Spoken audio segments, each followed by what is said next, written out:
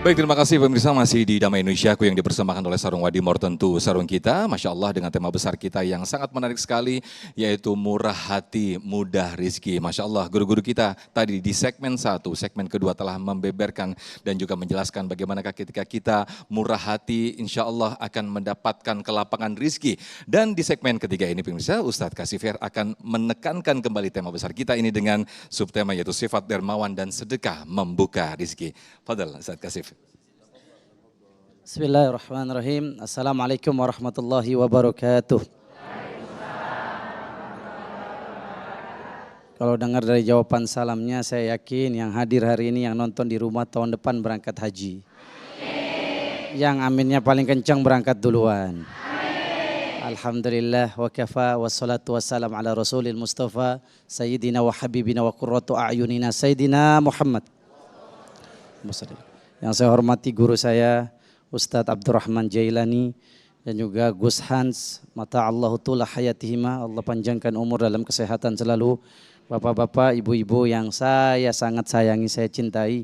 Saya ketika dikasih judul murah hati mudah rizki, tiba-tiba saya terpanggil untuk sama-sama menyimak firman Allah Subhanahu wa taala dalam Quran surat Al-Munafiqun ayat yang 10. Itu Bu, orang-orang yang sudah wafat, yang sekarang ada di alam kubur. Sekarang kita ada di atas tanah. Satu saat kita akan ada di bawah. Nah, yang sudah di bawah tanah duluan, yang sudah dipanggil duluan oleh Allah, mereka ketika ditanya mau apa sih? Apa yang mereka katakan? Ya Rabbi, laula akhartani ila ajalin qarib fa asaddaq wa akum minas salihin. Ya Allah, tunda dulu kematian saya. Jangan matiin saya dulu. Jangan menjadikan saya meninggal dunia. Jangan jadikan saya di alam barzah duluan. Sebelum saya bisa bersedekah dan saya jadi orang soleh. Terus saya bertanya, kenapa enggak minta umroh? Kenapa enggak minta sholat?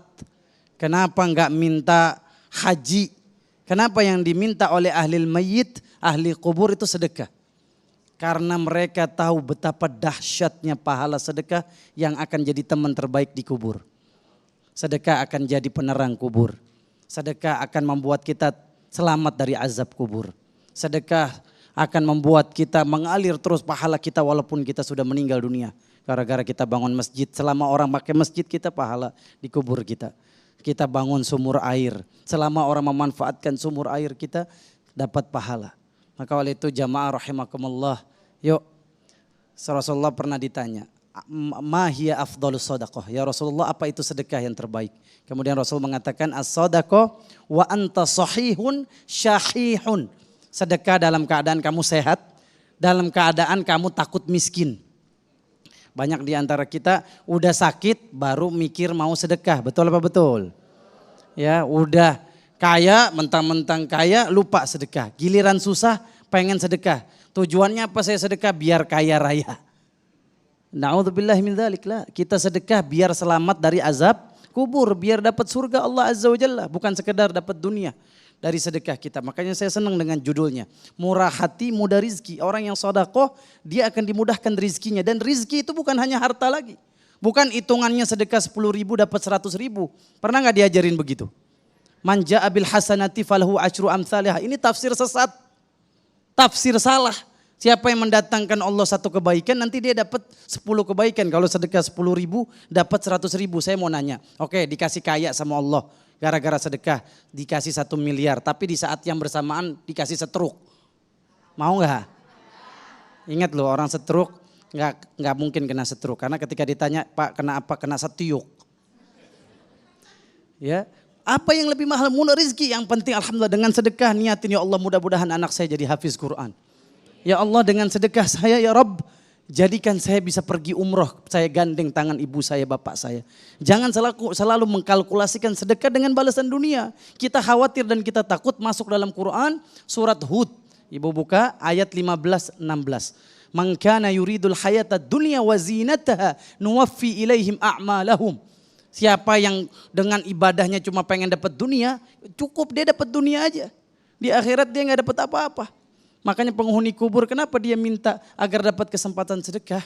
Karena dia tahu sedekah manfaatnya dahsyat di akhirat. Jadi kita hidup sebentar. Sementara kita nggak ada yang tahu kapan kita diwafatkan. Bisa jadi ibu duluan, saya belakangan. Atau saya belakangan bapak duluan. Itu bapak yang belakangan nyeletuk nih Ustadz Kasyif kapan matinya. Pasti mati. Udah ada 5R, ingat.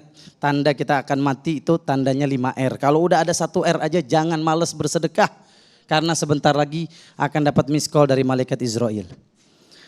Kalau dapat miss call dari malaikat Israel, handphonenya diangkat atau dibuang. Ada 5R tandanya kita dapat miss call dari malaikat Israel. Yang pertama, mau tahu aja, mau tahu banget. Yang pertama, uban bertabur. Tanda kita akan dipanggil malaikat Israel. Siapa yang udah ubanan? Bapak nggak usah ngomong, saya udah lihat dari jauh. Uban bertabur, gigi gugur, kulit kendur, mata kabur. Yang kelima, siap-siap dikubur. Udah, ada uban, alhamdulillah alarm. Oh, saya ada rezeki nih. Oh, ada anak tadi kata Gus, sekolahin tetangga saya. Kesian dia yatim, ditinggal bapaknya wafat karena corona. Ibunya wafat, ayahnya wafat. Saya akan jamin dia. Saya masukin di pesantren Gus Hans di Jombang, Darul Ulum. Semua biayanya saya tanggung. Supaya apa? Nanti ketika saya mati saya punya bekal menghadap Allah Subhanahu wa taala. Karena bekal yang terbaik apa? Sedekah. Itu kata mayit. Kalau kita nanti meninggal dunia, jenazah kita diantar 3. 2 pulang ke rumah, 1 nemenin kita dikubur sampai hari kiamat. Siapa yang nganterin kita? Ini kalau ngomongin kematian mukanya tegang semua ini. Yang pertama, kata Rasul sallallahu alaihi wasallam, yatba'ul mayyit 3, fa yarji'u 2, fa yabqa 1. Yang nganterin jenazah kita, saya, bapak, ibu 3. 2 pulang ke rumah, 1 nemenin kita dikubur sampai hari kiamat. Siapa yang nganterin kita? Fa ahluhu wa maluhu. Istri kita nemenin kita. Dikubur nih dari rumah sakit mau pakai mobil ambulan. Istri kita nemenin kita. Suami kita nemenin kita. Tapi ada gak yang suaminya dikubur bareng? Istriku karena saya cinta mati sama kamu. Nanti ketika kamu mati saya mau kain kafannya bareng sama kamu. Ada gak? Yang ada ketika istri meninggal suami ngapain? Wah, mata satu nangis. Yang satu ngelirik target selanjutnya. Gak nemenin, gak ada cinta sejati. Suami dia ada ketika kita wafat bisa jadi dia nikah lagi. Begitupun istri. Saya meninggal bisa jadi istri kita menikah dengan orang lain. Maka kemudian harta kita yang kita mati-matian jabatan. Walaupun dengan sogok, walaupun dengan suap kita ambil itu jabatan. Ketika kita mati gak nemenin kita. Pelang presiden direktur gak kita bawa. Ada gak yang kain kafannya dijahit presiden direktur gitu, ada gak? Tidak bertitel kain kafan.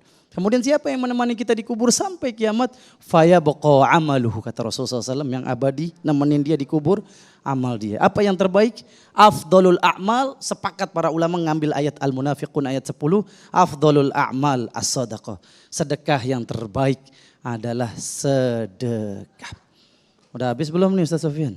Masih ada nih. Masih ada 2 jam lagi. Terakhir. Sedekah bukan hanya memurahkan rizki kita, memudahkan rizki kita, tapi bisa menyembuhkan penyakit. Dan ini rizki yang paling mahal yaitu kesehatan. Orang yang sedekah terhindar dari segala macam penyakit, bahkan bisa sembuh dari penyakit. Saya punya syekh, namanya Syekh Muhammad Al-Arifi, dia cerita. Di Jeddah ada seorang ibu, anaknya memasukkan ibunya masuk ke ruangan ICU. Ibunya sakit keras. Sampai kata dokter, mohon maaf lahir batin, mungkin ibu kamu beberapa hari doang. Dikasih kesempatan hidup. Udah doa, Pak, tahlilan. Sudah, undang orang-orang doain ibu kamu. Akhirnya apa yang terjadi? Ibu dia pasrah.